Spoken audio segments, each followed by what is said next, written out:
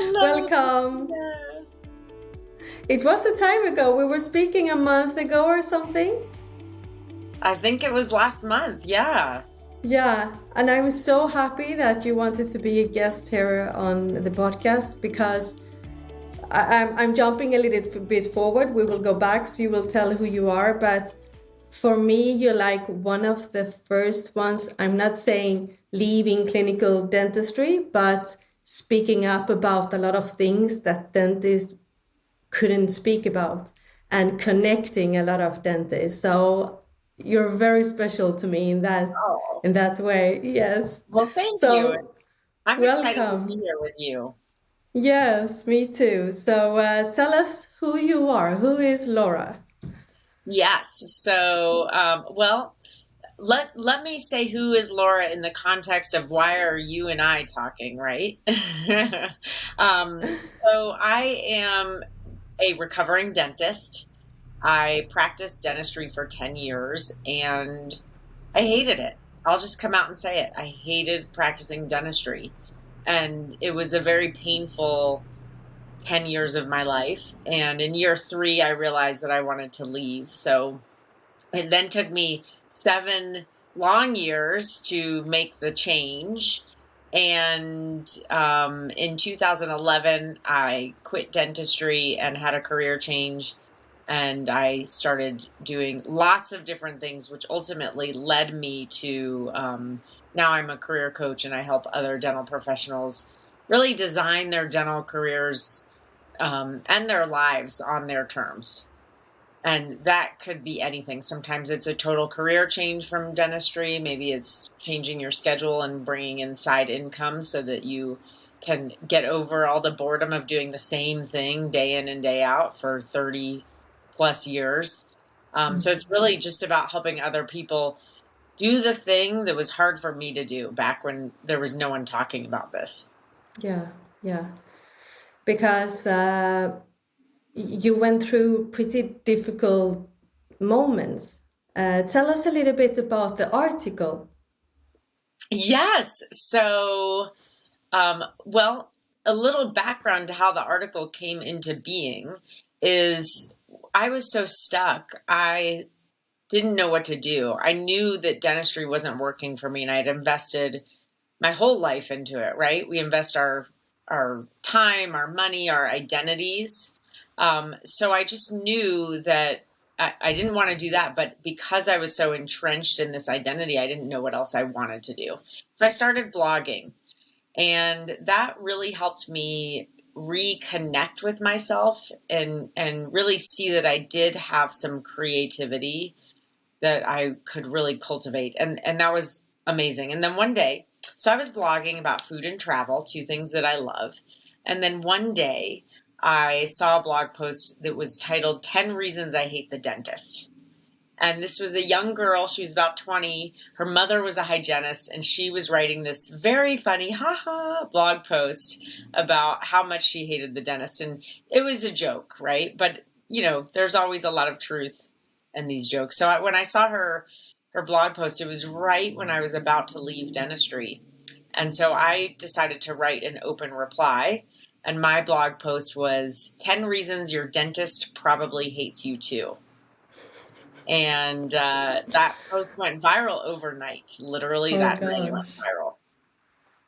That Wow. was 2011, Christina. Yeah, that was 2011. And you know what? It's incredible. It's like Steve Jobs said, looking back, you can see the dots connected. 2015, when I had my first burnout, I was eager to find out, Googling if there was somebody else feeling these feelings. I felt so alone. And I couldn't find a lot, but I found your article. I realized it just a few months ago. It was your article, and I think you had your blog. So 2015, you had your blog, didn't you? Mm-hmm. Yeah, yeah, That's amazing. Oh, that's so funny. yeah. That It's is what happens a incredible. lot of times. People don't realize that that was my article that I wrote. And no one was talking about this stuff at the time. Like, it was unheard of to go online and say that you hate patients. Yeah, Yeah. But it was a joke, right? It was just Yeah. as sarcastic and silly as the original post that Yeah. 20-year-old girl Yeah. wrote. Of course. But I have thought also about that, hearing that patients hate dentists over and over again, year after year. What that does that do to a person? Because we get so used to it, we don't even think about it. Like it's one part of our daily life hearing it. But when you accumulate all that year after year, I wonder what happens in the body of the dentist. Yeah, absolutely. It can't be good for the psyche, right? Mm, And some people adapt to it, but what's the solution? The solution is always, oh, well, just create a thicker skin, or don't worry about it, or don't take it personally. So what was cool about that is this blog post kind of held those people accountable to say, yeah. hey, because number one reason was that when the first thing you say to me when you come into my office is I hate the dentist. Mm, And that's why I hate you back, basically, right? yeah, yeah. um, but like it was kind of fun. I think there was a collective Yeah. sigh around the world of like, oh Yeah. yeah, Oh, maybe we can help hold these people accountable who are coming and telling us that they hate us. Like, yeah. how would they feel if we said that to them? And they didn't Yeah. like it. Some patients who don't say that loved it. There were so many patients that were like, thank you so much for this. Yeah. I have Yeah. a better understanding of you. But there were Yeah. a few, the ones who hate dentists, they did not like it. They did No. not see how it was, Yeah. okay for us Yeah. to turn the tables. Yeah. But a few months ago, I got a thought in my head. It's like I could see the similarity between dentists and sharks. We are so afraid of sharks, we don't think about the shark's feelings because we're totally into our own fear of the shark. And the same thing happens. I think it's like the patients don't even think that it's actually a person behind the dentist. It's a person who also feels fear, anxiety, and etc. So it's so good that we talk openly about these subjects. So thank you. Absolutely. Yes. Thank you. What was the biggest challenges as a dentist So for for you? me, it was definitely that patient dentist relationship. I talked to a lot of people. For some of them, it's dealing with running a business or dealing with team and staff, and leadership and stuff like that. For me, it was very much those things were challenges for me because I was also always an associate. And it is hard when you work at a practice where you have no control and the leadership is the way it is. And there are great practices out there, but a lot of associateships we have, like in my first one. We had a very fast paced schedule, and someone was calling in on the team at least once a week. So you never could feel like you could catch up, right? So those were problems. But the real problem for me was that relationship with patients. I just felt as a perfectionist, as a people pleaser. I was always sacrificing myself to put them first. And I cared deeply for them and for their good outcomes. And I never felt like they could see that, right? I never felt like they could appreciate how much I wanted the best for them. And that's, there's a whole dynamic around that. But then you feel like you're practicing defensively and you're always on edge because really at the end of the day, you're just trying to protect yourself from getting sued or getting in trouble or someone getting mad at you. And it's, talk about like Like, the energy of people saying, I hate the dentist every day, the energy of practicing defensively to protect yourself every day. That's yeah, got to take a toll too, right? yes. Like all the other skills are not enough. You should also be afraid of getting sued. It's like I have been very lucky that here in Spain or in my clinic, the kind of patients we have had, I have not had that problem. I don't know how I would survive if I would be like in that kind of my environment, being afraid of getting sued all the time because, yeah. I am also when I have been reading your blog, it's like I feel like we are so alike, like the people pleasing, the perfectionist, and everything. And I was mentioning it to a patient who is a therapist, and she looked at me and she said, "But you know what? That perfectionist is a trauma response from your childhood." But then I said to her, "But all the dentists are perfectionists. So I think if you're a perfectionist and a people pleaser from the start, before you start dentistry, and then you add dentistry, that is a perfectionist job. How can you not be a perfectionist while you're working this small area? I mean, you will not be good at your job if you're not a perfectionist." But it's about having control of it. And then we go to another question. It's like the universities. I had another podcast and we were discussing, why do they not help the dental students with all these subjects? It's coming more and more, but about self-care, self-awareness, and boundaries. And she said that there is not enough time. And I know, because I agree. She said that if you don't have the skills, you will have more anxiety about working as a dentist.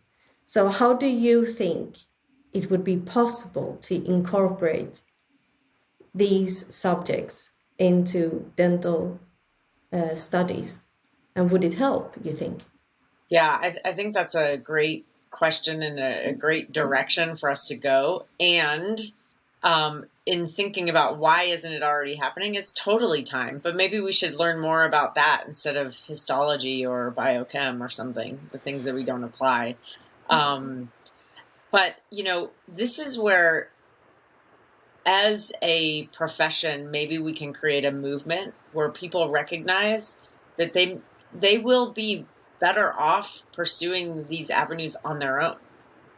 And that is hard as a dental student because you don't have any, it's harder to find the resources to create that, right? But, I just was I've talked to a lot of dental students actually who they're second or third year into school. And here in the US, I'm sure you know this, Christina, the debt is so high. I mean, for a 4-year dental school education, we're paying $500,000 now a year. That's how much debt we have. So you get these young people who think they've chosen this perfect life, this best plan. And when they are not happy with it, or when they're stressed or anxious or all of these things that you're right, we need help dealing with, we need to learn how to manage this. They can't really be honest with their dental school support. Like, I just spoke to someone who's having some challenges and doesn't want to be honest because she's afraid of the repercussions. So I think if we can create like a place of acceptance where in the schools we can see that some people are struggling so much that they want to quit. How can we help them truly address that from a really authentic way instead of having them feel like they have to kind of fit into a mold and lie about what's really going on, because then they can't get the help. So I think it's a whole cultural shift we need. But maybe there's something outside of the school that could create access for that, because I get it that, I mean, how are the schools going to find the time to add that in? Yeah, it's difficult. But it would be great to just have 1 hour and say, okay, is there somebody here not feeling happy and maybe wants to leave now? But it's difficult. It's complicated, and you don't really know, because one thing I was thinking about actually today is that because of the stress that you're feeling from moment number 1 in dental school, stress becomes part of your life. I didn't realize that it was stress. It was my daily life to stress, until that stress gets so accumulated that you start to feel it, have symptoms of heart palpitations and or depression, but you don't realize that you're stressing. You don't realize that because it's like that from the moment you start. It becomes like a natural part of your life. So I don't know if it's part of getting old that I suddenly see it. Yeah. If then I'm happy that I'm older. Well, maybe this getting old thing, maybe it's more about like we don't know that we're stressed because we justify why we shouldn't be, right? Like we're so busy listening to other people and what they think is important, and we're not only that but comparing ourselves to how we view them on the outside, right? Like they could be just as stressed as we are, but if they don't show it, we might compare ourselves to a false image of them, right? And as we get older, it's like we just start to take that back, I think. Yeah. Where we recognize that. But one thing, a point that you made that I wanted to add on to is like, okay, you mentioned leaving dental school, right? Like if there could be a way people could be honest about leaving dental school, absolutely. And to your original point, what if the schools could just help them address how to deal with perfectionism and anxiety, so that, because maybe not all of them would have to leave. Exactly. Right? And so, yeah, maybe it's an elective. Maybe it's like a way we could create an elective for people that would be outside of time. And man, it would change everything for a lot of people. Yeah. Wouldn't it? Yeah. Yeah, the more I thought about it, I see these three ingredients like self-care, self-awareness, and boundaries are the major three ingredients that will make the difference. Because one of my best friends, we studied together in the same class, and we have been working now for 18 years. And what I find is overwhelming. For her it isn't. And it's the same amount of years. But the difference, one of the differences is her attitude against things. If she has a patient that is not respecting her, it doesn't happen. I'm not saying it happens every day, but that has not respecting her, or then she could easily like say, go out of my clinic now. I have never done it, and I could never do it. I can go back with the economy. I can do everything just to make the patient happy. And that is the difference. That is the difference if you will survive and be sane or not.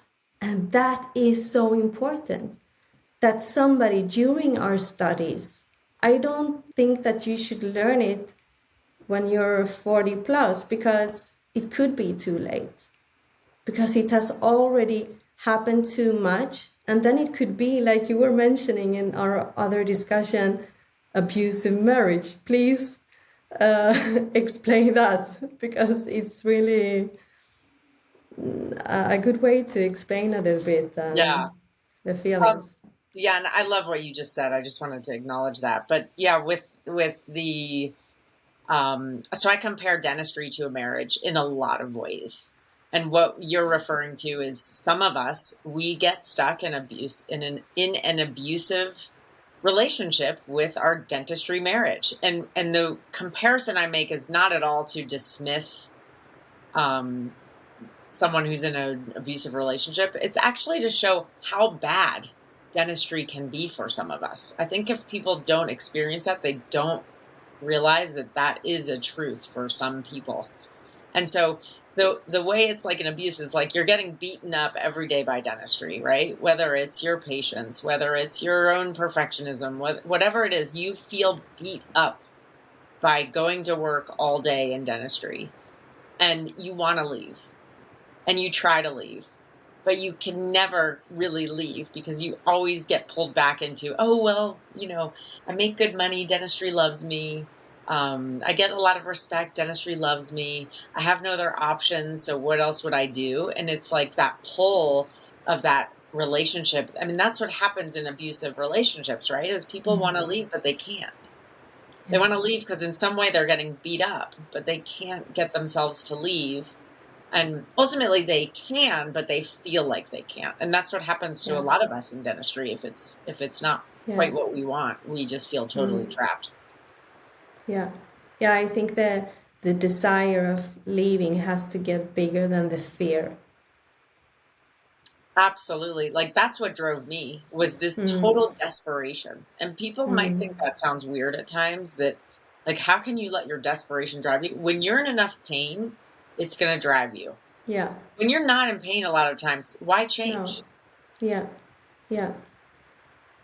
Yeah, it's I've seen many times in your group that we will speak about as well, dental side gigs, where dentists can express their feelings and come with questions. And many people say, many dentists say, this golden handcuffs. And I mean, they express dentistry like that, yeah, the golden handcuffs. And yeah, I guess we're all different. Somebody can be with the handcuffs all the life, but some people. But it's like you earlier said. It's not about leaving always. You could combine it with other things. Many times we think that it's only one way, but there are so many ways. Life is beautiful, and life has so many ways and doors, and that is what I loved when I entered your group. And the other group, trapped in OP, also. Yeah, I know. And it was like, I said to my husband, it was like opening a door to Narnia for me, because it was like there were so many people here feeling the same. That's why we think that we are alone, and especially if, like many of us that has our own clinic, we go to work, we come home, we go to work. So our world gets very small. We don't hear other opinions. We don't, and then we go to study something about dentistry. So we don't see other things. But when you start to see, it's a wonderful feeling. It's eye-opening. So you started that group when and how? Yeah. So in 2020, at some point in 2020, when everything was shut down, I decided to start dentist side gigs. And just as a great way to get people together, it's a private Facebook group where, originally it was for people who wanted career change. And the reason it's called dentist side gigs for people who want career change is because the best vehicle for dentists to create career change is a side gig. Because we are way too attached and we're too responsible to jump off a career cliff and do something crazy like totally quit dentistry, right? So we need to do something that is a little bit safer. And that's the beauty of dentistry, is that you can work 3 days a week if you want and make a decent income, and then focus your energy on something on the side. Everyone I know who's ever left dentistry, left at least clinical, has done it by starting a side gig, building that up, and then eventually dentistry can become your side gig. So that was how it started. And then I you talk to a lot of people who they really do want that income.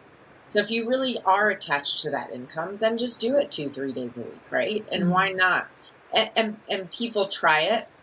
People will try cutting down from 5 days to 4, and then 4 days to 3. And that's always a good way to gauge how you really feel about dentistry, because if you can go down to 2 or 3 days and it works for you, you're happy, great. But if you go down to 2 days a week and you're still really miserable on those days and worrying when you're not there, then maybe that's your answer. Exactly. Right? So anyway, yeah, the side gigs are just a really great vehicle. I always say anyone would get bored doing the same thing for 20 years, day in and day out. Even if you like dentistry, like there does get that point where you're like, I don't feel like going to work, right? So why not spice up your life and do something else at the same time? And just, we think that our lives, like, it's like we've been taught that we just have to work, work, work. It's like, what's the saying? It's living to work, right? Do you want to live to work, or do you want to work to live? And if we can switch that around, life can just be so much more fun. That's what drove me, is I was like, I want my life to be fun. Why does it have to be this like suffering, constant suffering for it to be valuable? Exactly. So you're doing something with travel as well. Tell us about that. Oh, yes. So that does fit into the same um, kind of lifestyle mapping, right? And I have a friend who is a genius. He's got 10,000 hours in figuring out how to use travel miles and points to travel whenever you want, wherever you want, as much as you want. And so for years, I've been saying to him, you need to start a business, because I would pay you to book a flight for me if I didn't have to know all the tricks and the ins and outs. I would pay you to book this business. So he helped me book a business class trip last November from Denver to Bali, actually from LA to Bali. And that was when I said I would pay you. So he's been helping all of his friends throughout the years, and finally he started a business. So we've kind of teamed up so that I can promote what he does, because part of it is to show that you can still live this amazing lifestyle even if you don't have the dentist income anymore, or if you have a part-time income. Like, it depends on what's important to you. To me, travel's number one. If I can travel, that's fun for me. And so knowing that there's a way I can travel in style, first class, and it isn't going to break the bank. Even dentists aren't going to a lot of times pay for business class flights. It's $8,000 a ticket, right? It's hard to rationalize that.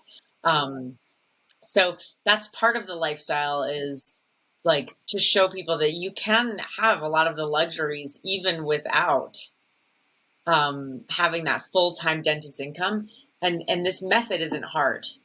You just have to take the time to learn it. And so that's what I'm sharing, and partnering with my friend Roger, the Miles mentor, who teaches people how to do that. Wow, it looks amazing. It's I fun. love travel as well. Yeah, It's the best thing. it's so much fun. And then you're a speaker at the Smile of Seas. Yeah. You were just there a month ago, or? Yeah. So, I would say speaking found me. And I think a lot of times as a coach, it's helpful to have a speaking segment of your business to just help get to know people and help people find you. So speaking found me. And then, so Elijah, who's the founder of Trapped in an Op, the Facebook group that you mentioned, he hosts a conference every year called Dentistry's Got Talent. And I don't know if you know this, Christina, but I spoke in Dentistry's Got Talent in July of last year, so just under a year ago. And it's like a TED Talk contest. It's a speaking contest with, like, you do a 10-minute speech on whatever topic you want, and you have to submit, to get accepted to compete. So I spoke in it and I won. Wow. Yeah, I think I saw something about it. Yeah. Wow. So that was really fun. I put a lot of energy and effort into it because I'm competitive. But, I also knew going into it, I was like, it's okay. I just want to deliver a winning speech. I don't need to win. But I'm not going to lie. It's fun to win stuff. Just wrote a blog post about how much fun it is to win things. But my prize was getting to speak at Smiles at Sea, the cruise that Elijah also hosts. It's a dental continuing education cruise. So yeah, I got to speak on that. I spoke about burnout and perfectionism and people pleasing. So that was really fun, and definitely an honor. Actually, this is really fun. In 2019, before the world shut down, just as I was, I'd say I was like just starting to ramp up my business then. And I remember getting started, I remember seeing an ad for Smiles at Sea. And I said, one day to myself, I said, one day I'm going to speak on that. I'm going to speak on that cruise. And here we are, right? So sometimes you put those intentions but it is a mindset. If you see it, you can achieve it. It is like that. It sounds maybe cliche, but it is like that. Yeah. Yeah, and guess what? I never was like, oh, I really want to speak at the ADA. Not that I don't, but it just was not a thing. But when I saw this Mm. cruise, I'm like, that's really cool. I want to That's speak at fun. the cruise. So it's like having a vision board, right? It was Yeah, like my yeah, mental vision board. So put it out there, because if you want yeah. something, just put it out there. Yeah. I told, to go to the dental festival next year. They don't really know where exactly it will be yet, but I said probably I will take a plane to you and visit you Oh, in yeah, the that sounds States. awesome. Well, this one coming up in August is in New Orleans, which is Ah, a New really, Orleans, yeah. yeah, it's such a great place. So if you can swing it, you should come then, Oh, because it's the so best cool. city. Yeah, I can imagine. Yeah. So, another thing that I wrote or I read in your one of your blog posts that I also found very identified with was when you mentioned that you love deep connections with people. So actually, it's not the patients. We love the deep connection with patients. But when you're a dentist, it's very difficult to get the deep connection because we have money in between and we have fear in between. Explain a little bit. You said it so well in that blog post. Oh, yeah. So one of the things I've discovered about myself through helping others, um, and a lot of introspection, is that my life purpose is connection. So what that means is I was put on this planet to connect with Mm. people, right? And so as long as I'm connecting in my life, then I'm going to feel content. I'm going to feel complete. But if I'm not connecting, it's not going to feel good. So you wouldn't say like my life purpose is to do dentistry and fix teeth. My life purpose is to connect. And Mm. I would do dentistry as my vehicle to help me connect with people, right? So some people can find that connection in dentistry. They really can. They genuinely feel that. And so that's the thing. It's like you and I might both have connection as our life purpose, but we might define it differently. So the way I define connection is in through having meaningful conversations and really feeling Mm. like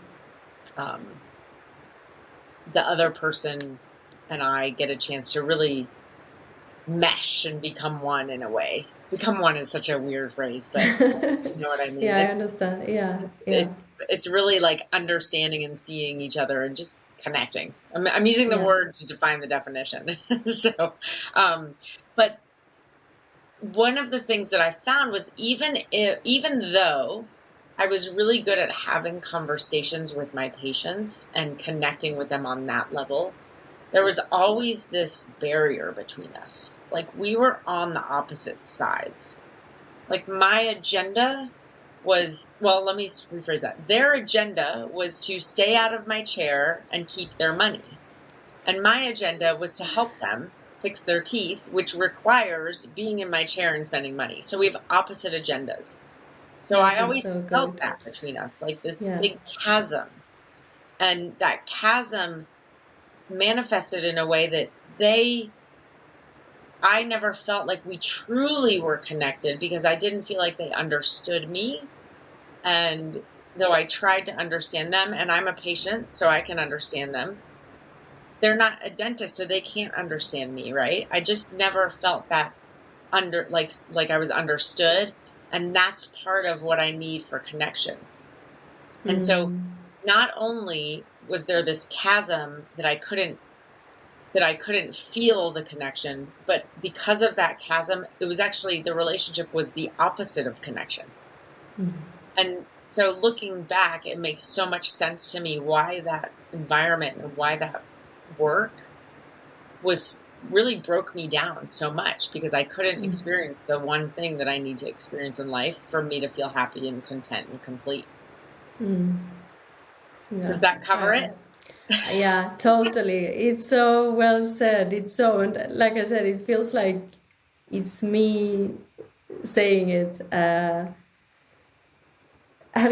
Do you know, are you a high sensitive person? Is it that we are feeling so much? Because I feel like, and I had to struggle a lot with that. I put myself in the patient's situation, the patient's economy. I was like taking responsibility over the patient without even knowing, because it could be a millionaire, but I thought maybe. So it's all these feelings and taking responsibility for the other person's economy and life, while I know what is the best, but all these feelings were like making my work more difficult. And I had one lady, for example, she was 92 and she needed an implant. But I didn't even tell her that quotation, because I thought, wow, should we do an operation on a woman who is 92? And so I gave a quotation for a denture, a partial denture. She went to another country. She came back after the summer. She said, "Oh, Christina, I got an implant. You never mentioned it. You're not doing it, are you?" And I was like, so that I have like made so many, we can say, mistakes by me figuring out what's the best, but not only in dentistry, but what's the best for the economy. It's like, I think actually every dental student should go through therapy, because our emotions when it comes to money, pleasing, and all those things will make our work much more difficult than if we would see the things how they are and get some structure in it. And another dentist I was speaking with, she was speaking about that it's the difference is seeing the patient with compassion or empathy, and thinking about what is the best for the patient, but do not evolve your own emotions, for example, like I did in that case. So yeah, it is. It's a great story. Yeah, I have a lot. Yeah.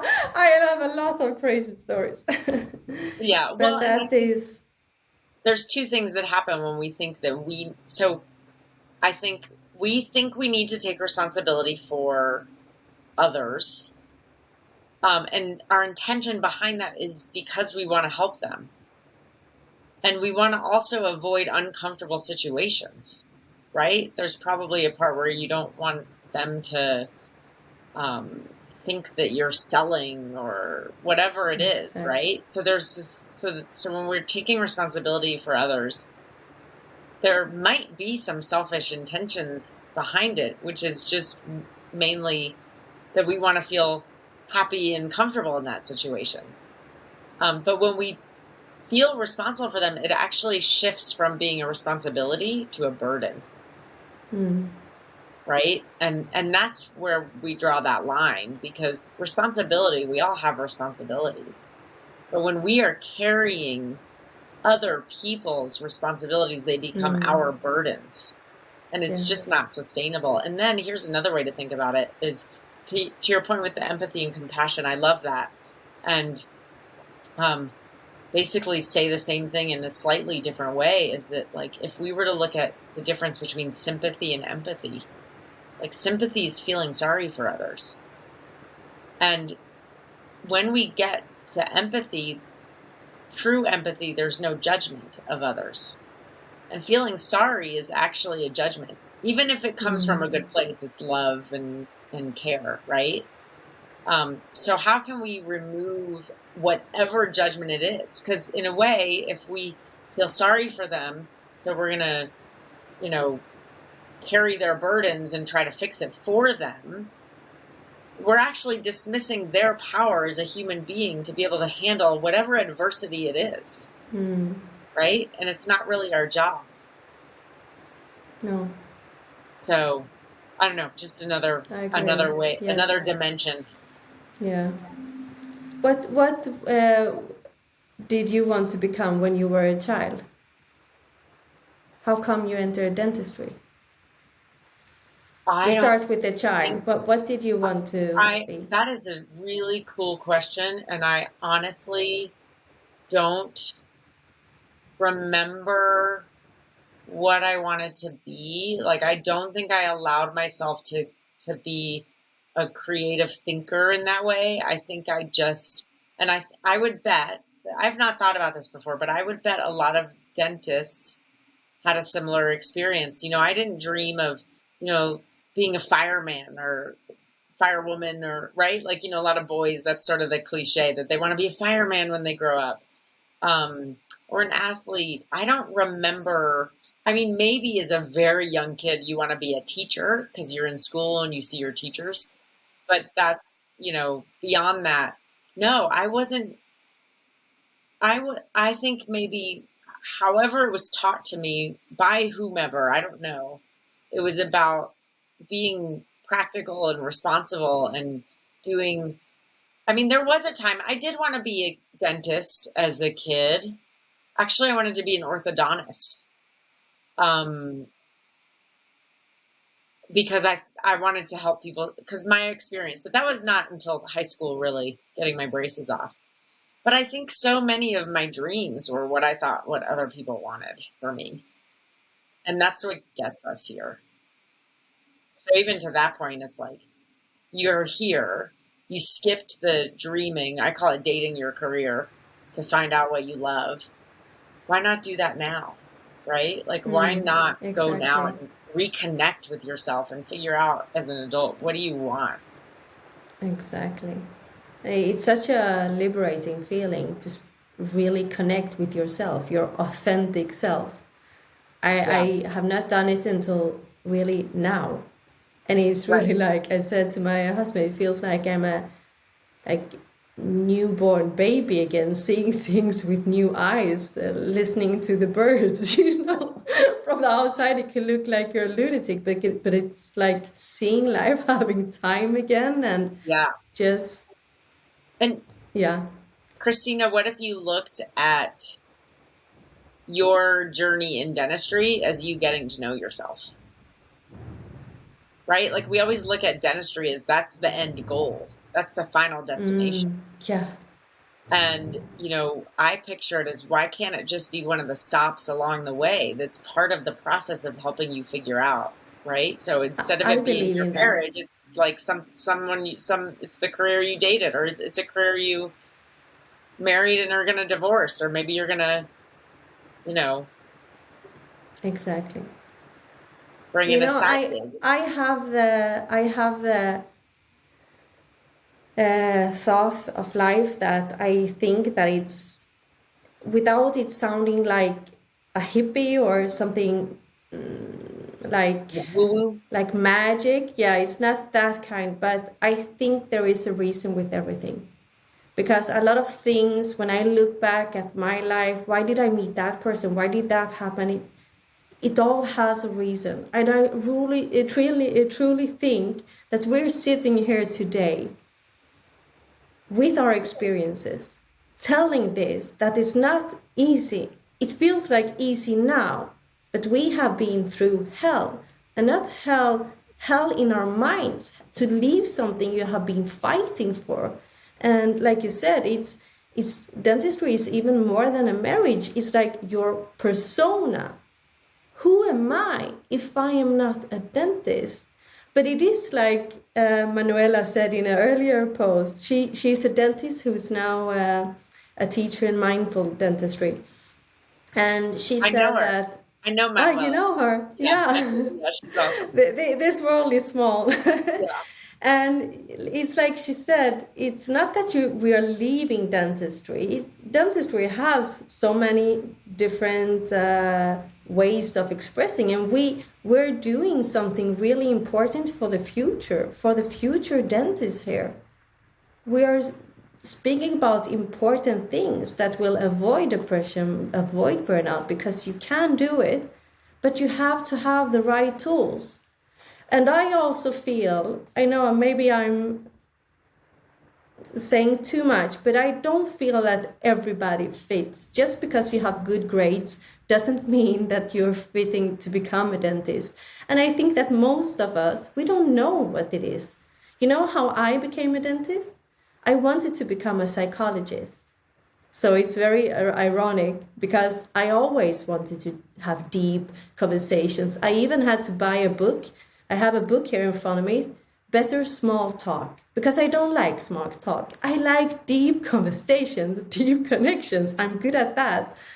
But then I wanted to have children early as well. So I got married very early. I had children. And then I remember I was sitting in the kitchen with my mother-in-law, and she said, we were speaking about what I should study, and I have had very good grades. And she said, Christina, you should be a dentist. It's good economy. You will always have a work, and it's good security. So it's like, okay. Exactly. But so I think it's maybe easier for somebody who has parents or some relative that is a dentist.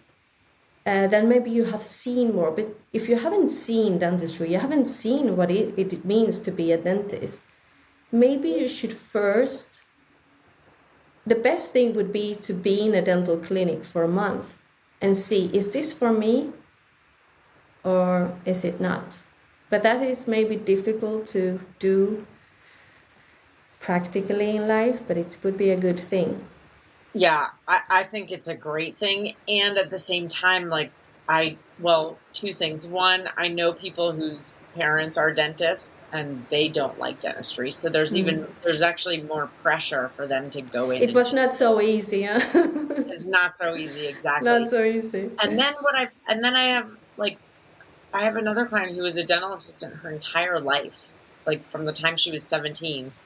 So went and became a dentist, and same things we were talking about this whole call. She hated being a dentist. She loved dentistry, but hated being the dentist. And so that's the biggest challenge with this profession is you can't ever really, really know how it is. I agree. I think it's worth spending time in a dental office, but you don't really get to know what it's like to be the dentist until you do it, which requires years of time and money is an investment. Yeah, you're right in that. You're right. So that is not a completely solution either. I wish. Wouldn't it We be have nice? to. I'm trying to find the best solution to just the best thing would just to figure out which people fits and do not fit. But it's not as easy as that. I think one of the things, like you said, she was a dental assistant. And then you don't have the responsibility that the dentist has. As a dentist, you have all the responsibility on your shoulders all the time. And like another dentist friend of mine said, he said, I think we are alone with our own thoughts too many hours a day. So, I mean, if you're a very self-critical person that I was, and in one way it's good, because you improve. If you're self-critical, you will improve. But if you have that small mini me on your shoulder all the time, like, how was that feeling? Was that crown good? Then you will have that talk with yourself the whole day. Yeah. Right.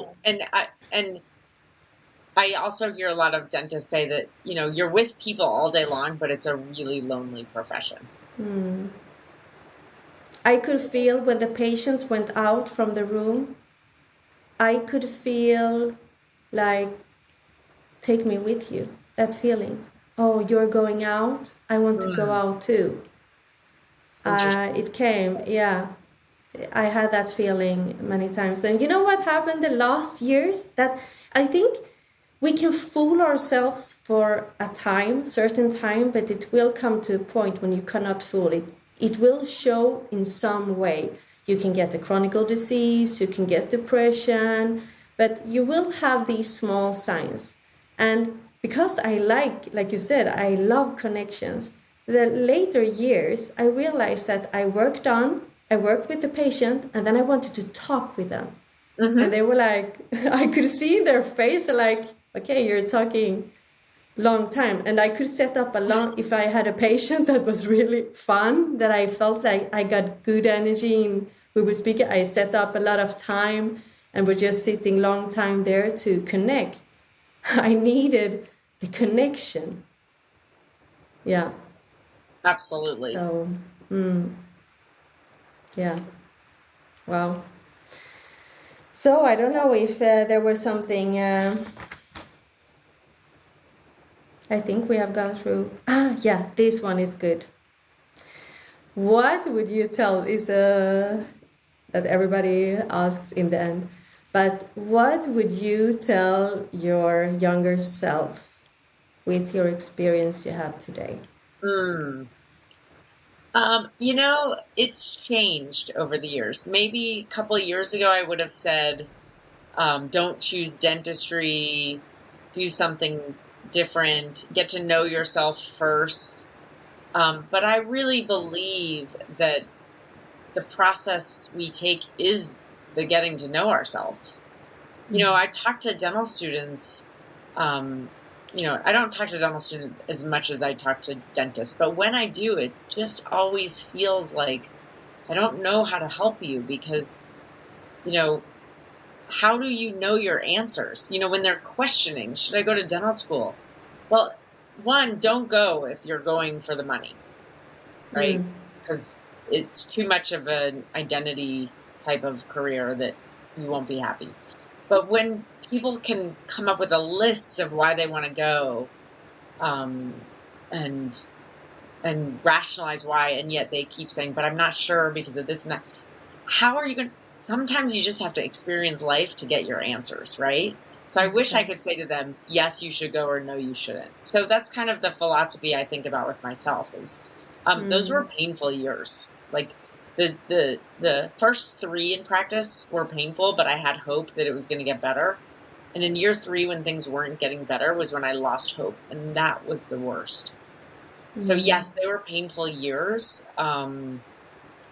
But what if I chose to do something else that I thought I loved and went through the same pain just because I needed to grow and change and understand myself through those years, and whatever that vehicle was going to be that vehicle, right? So I think what I would say is don't feel like you need to have all the answers right now. I would say look at this experience as just, okay, so you're in Spain. When I lived in Spain a long time ago, we got a Eurail pass, right? So you could get a pass and you could use for a week, you could get unlimited train rides throughout Europe. And so what I would say to my younger self would be just look at dentistry as one of those train stations along the way that you can Yeah. get off the train, you can visit this world, and then you can get back on the train with your new knowledge, and just stop pressuring yourself to be someone who you're not. I totally agree. And that's a nice way to see life in general. True. It's hard, isn't it? It's hard. It's hard because we get so confused. We get so confused by society and by limited beliefs. But if we should just follow more of what we are feeling, our happiness. I had a patient recently and she said, I actually started dentistry school. And I said, how long time did you did you stay? And she was like, 3 months. It didn't feel like me. And I was like, good. I'm proud of you. I'm proud of people who can listen to their feelings and be in touch with them. Like, I don't like this, no, I like this. But maybe it's a generation thing as well. I think maybe my generation, we had to adapt a little bit more and we were more focused on security. And yeah, so but that is what I would like to express, like follow your happiness, whatever, during your whole life. Of course, we cannot jump to one thing to another, just this is makes me happy, but we can make it easier. And what you said about hope is so important. As long as we have hope, we come to a very difficult place when we don't have hope. I will tell a story. I became hopeless. I didn't feel hope I didn't know what to do. And I went to my mother in Greece and just paused my life, just stopped, just felt like I will only be with her, walk by the beach, find myself. I was even, and I'm not that kind of person, like I said, it sounds like I'm hippie, but I started, when you don't find hope, you're doing everything to find hope. So I was really talking to the universe, please give me a sign. Why am I not happy when I have what I wanted? I wanted this. I wanted to become a dentist. I wanted to have children. I had family. We were all healthy, happy, had my dental clinic. Why wasn't I happy? I felt totally lost. I was walking one evening by the beach, and there were not many things in the sand there in Greece. And I was on my way home, and suddenly I saw this big, and it was when I was thinking, please, universe, just give me a sign. I don't know what I wanted. If I wanted somebody to come down or run over the sea. But suddenly I saw this big starfish in the sand, and I took it. I have it here in front of me to remind me. It's like, you see? Wow. It was this purple big starfish, and I went home.